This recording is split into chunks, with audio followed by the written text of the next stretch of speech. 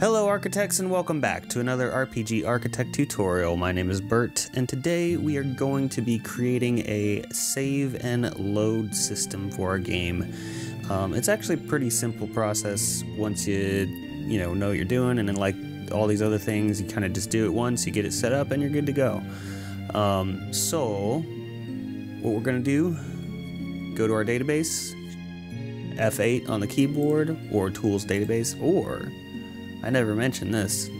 There's a little button over here, database.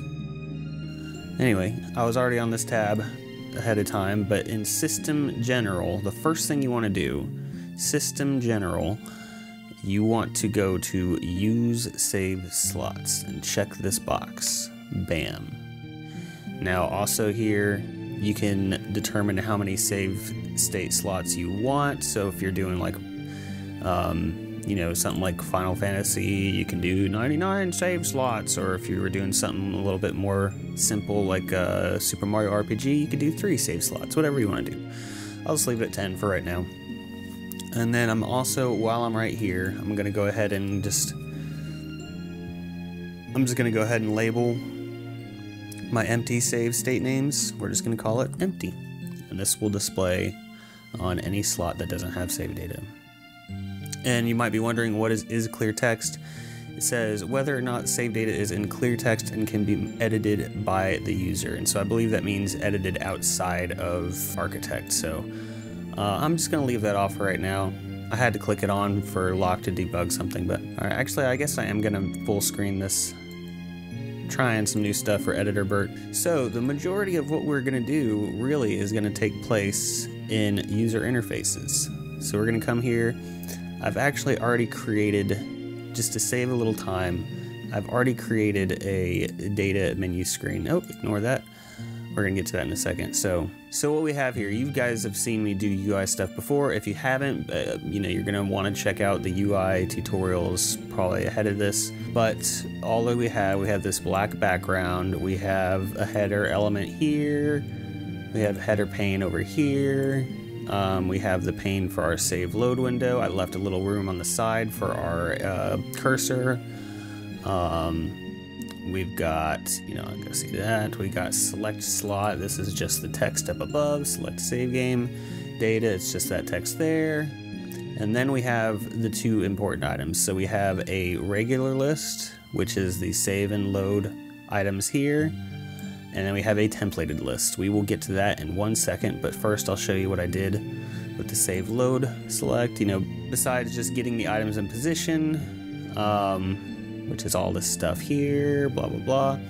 There's gonna be 2 things we need to do, really. We're gonna go to save first. We're gonna come down here to execute. And what we wanna do, really the simple version of this, is we're gonna go to data manipulation. We're gonna change switch. And in Mondoon's 2D template, he's using a local switch here. I'm gonna use a global because his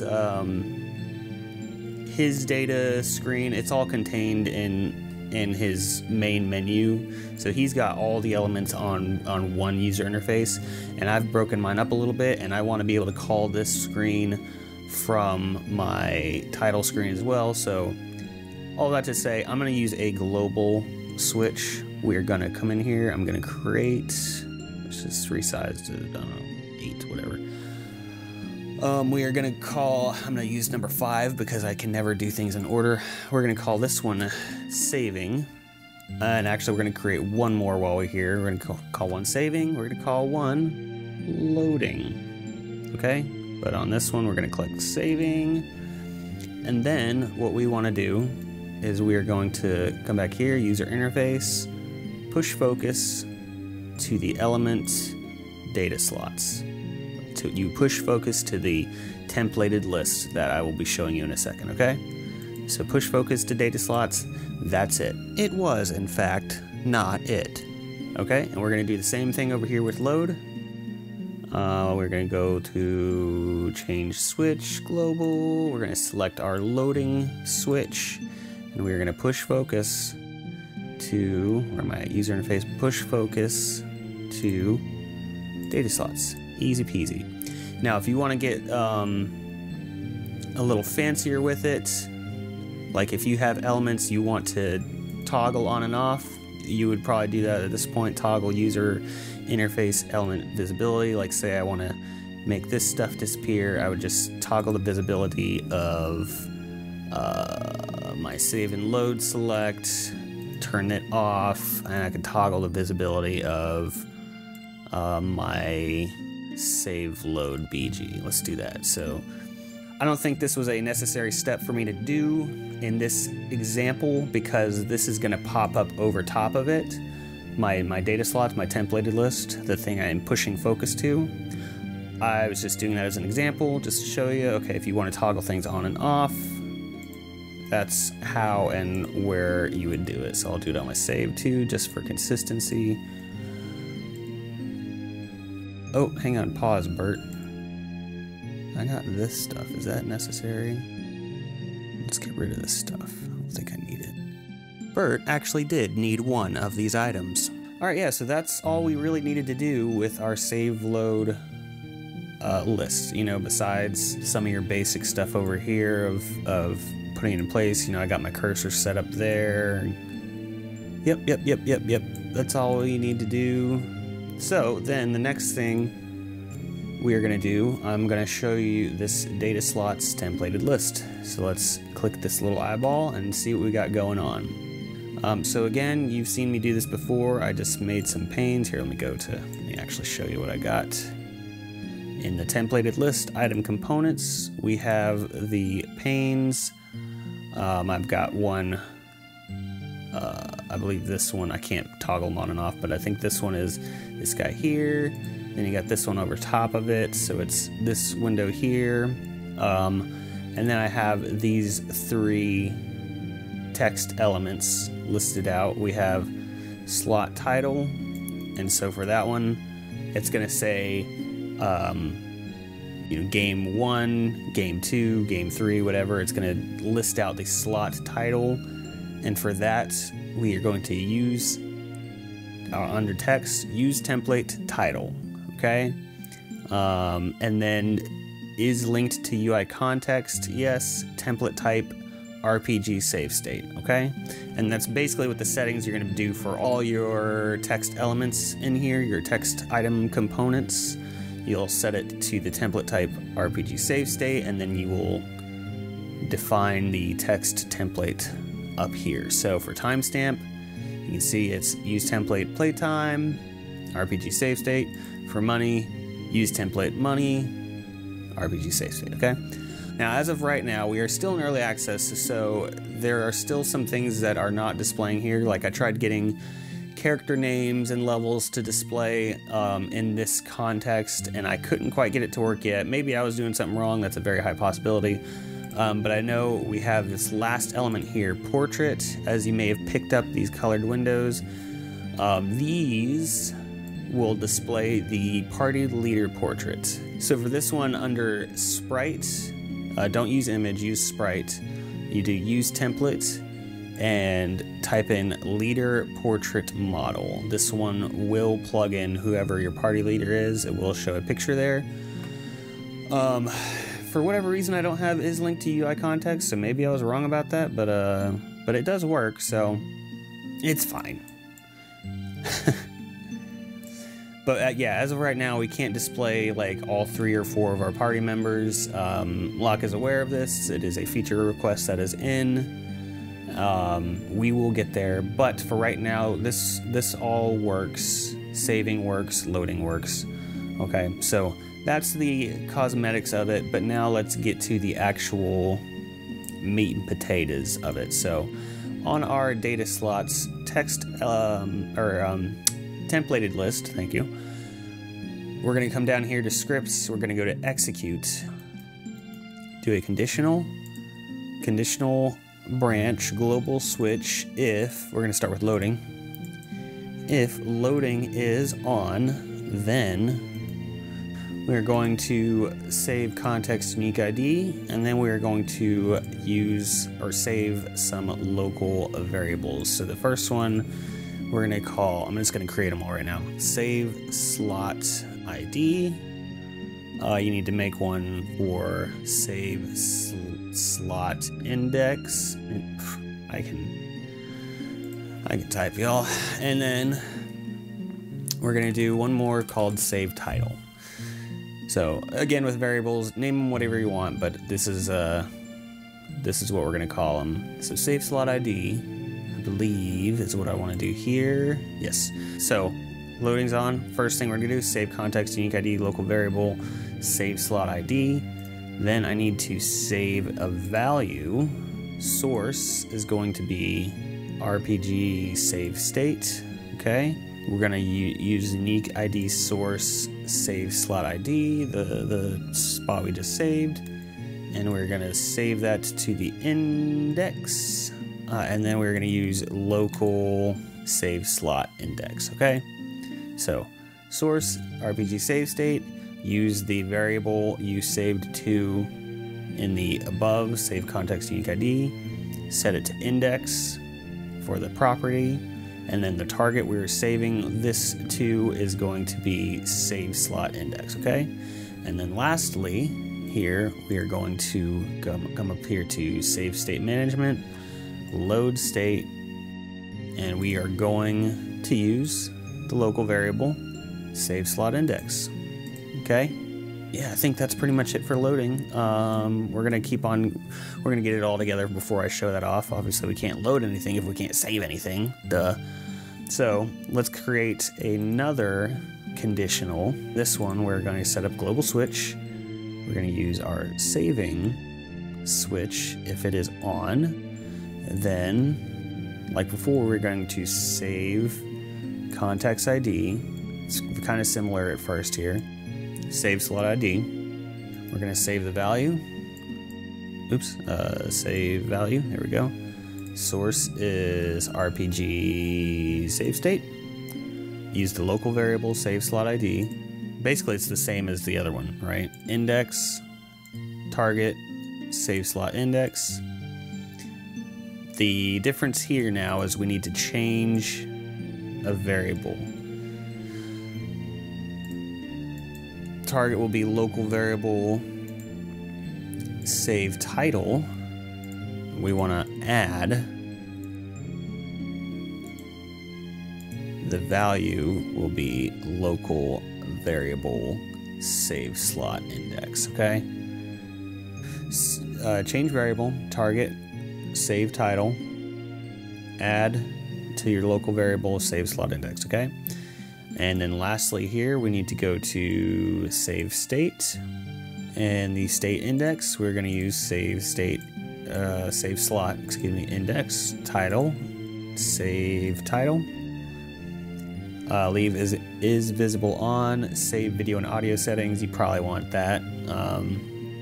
You want to save the results in a local switch, and I've got them still in here for my tests. We're just going to use this one, it's called success. So store the results in a local switch, call it success, call it victory, call it yay, whatever you want to call it. Okay, then we need one more condition, and we are doing that still in the then branch. So just underneath your save state, if condition is if local switch success is on, then we are going to play a sound effect. We'll use this bit by bit guy interface. I really like load 2. I know it's a load one. I know we're saving. These save point ones were more for like walking into a physical save point, you know. So I like this one. We're gonna do load 2. And then I want to go to refresh user interface element context. I'm gonna do that. I'm gonna select my data slots templated list, and then I'm going to pop my focus. So push focus is like bring something into focus. Pop focus is like, okay, I'm done with this. Let's. It's like popping a balloon. Let's pop this one. I don't know. That's the best way I can think of it. Otherwise, so this happens if your save is a success. Otherwise, if you can't save for whatever reason, we're gonna play like an error sound, okay? I probably won't be able to demonstrate this one because I'm not sure how I can, because I'm not gonna have something set up behind like a save point. Like we're just gonna be able to save from the menu. But if you have, like say, like in Mondoon's template, he's got all this stuff hidden behind a switch basically. So for his template, you have to walk into a save point and then it turns a switch on, basically saying, okay, the save function is on now, and then you can do all the stuff we just did, right? But anyway, so I think I got everything. Let's go ahead and give it a shot and see what I screwed up. I think I really did get it all in one go this time. Oh, I did forget something. Haha. You can see we got no way of getting to that menu. So, real quick. All right, I was gonna do this ahead of time, and I was like, no, I'll just show it on camera. It's fine. So, here we are. So go back to your menu.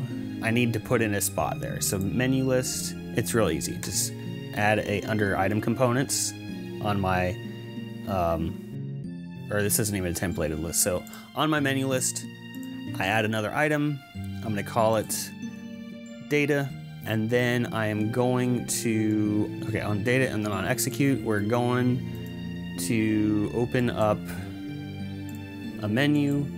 That menu is data menu. Real easy, real simple. That should be it. Okay, let's do it for real this time. It wouldn't be a Bert tutorial without a mistake or two, am I right? Okay. Let's see, we can, oh, dang it, Bert. Okay, let's, why didn't I see that? Let's come back here. Let me, just text margin bottom. I just needed to adjust that. Look at that, real easy. I wanted to show it just to show you how easy it is to add things on there, and I just kept screwing up. Anyway, let's do it for real this time. I screwed up somewhere. Dang it. Alright, I'm back. I failed. It was a complete failure. I messed up, of course, but I know what I did. There's a couple little things that I forgot to do to show you. So first thing, when we load this up, we don't want this data slots element to be visible. So the way we hide that at first load is under scripts loaded. We're gonna come here. We're just gonna do set user interface, or toggle interface. I can speak. Toggle user interface element visibility, and we're gonna go to data slots and we're gonna have it off, okay? So now when we load it up, this won't be visible. And then also, with that in mind, when we select either save or load, we need to turn that on. So actually, let me just copy this, toggle that element visibility. I'm gonna paste it here, and then I'm gonna turn it on, and then do the same thing under save. Data slots visible on, okay?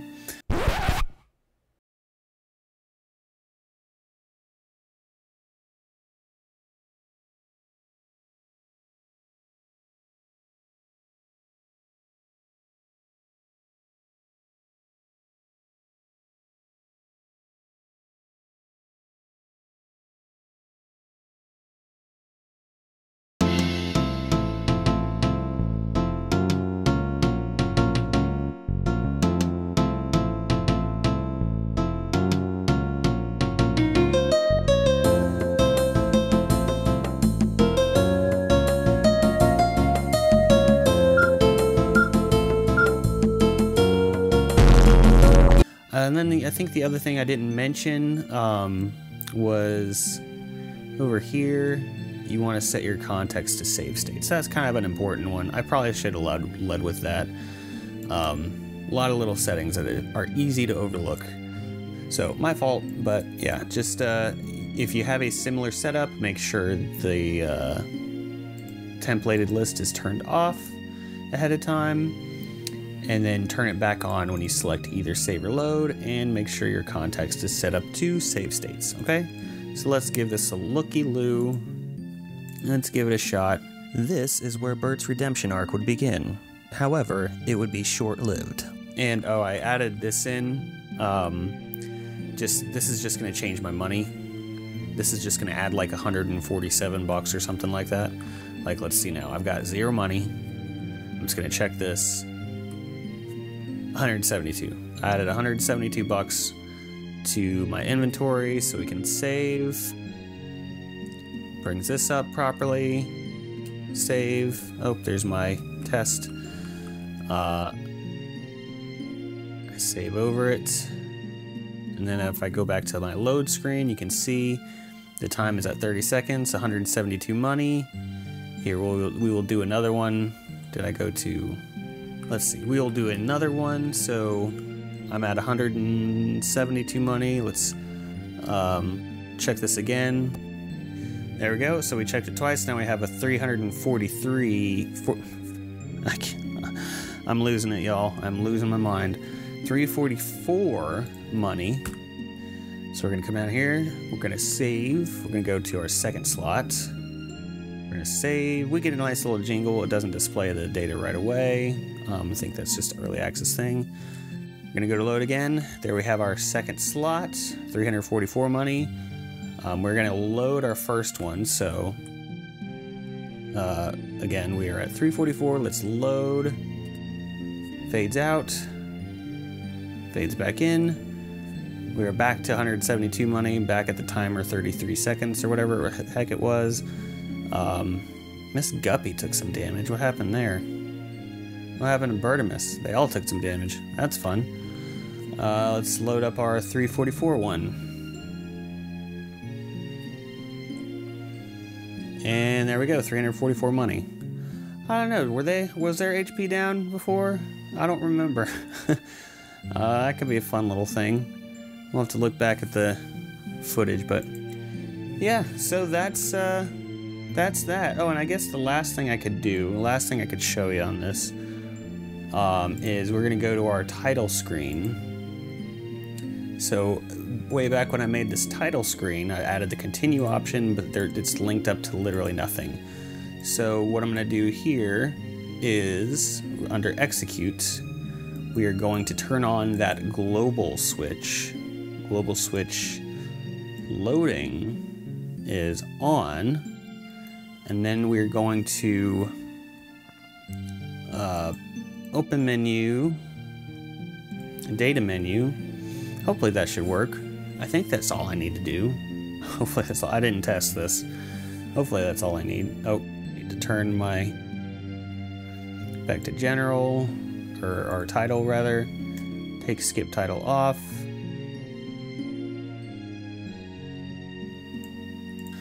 Got a nice splash logo going there.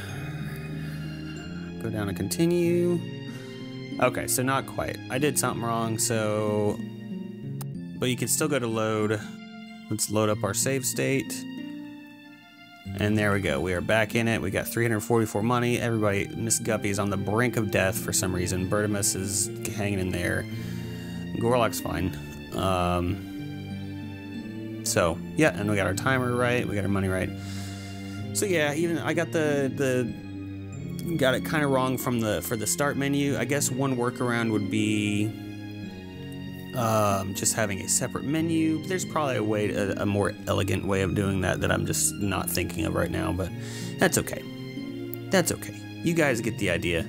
That's basically how you can set things up, and as always, you can, you know, put your own flair to things. But thank you guys so much for watching. I know I had a couple of little flubs in there, but overall it's a pretty simple process. I think you guys understand what's happening there.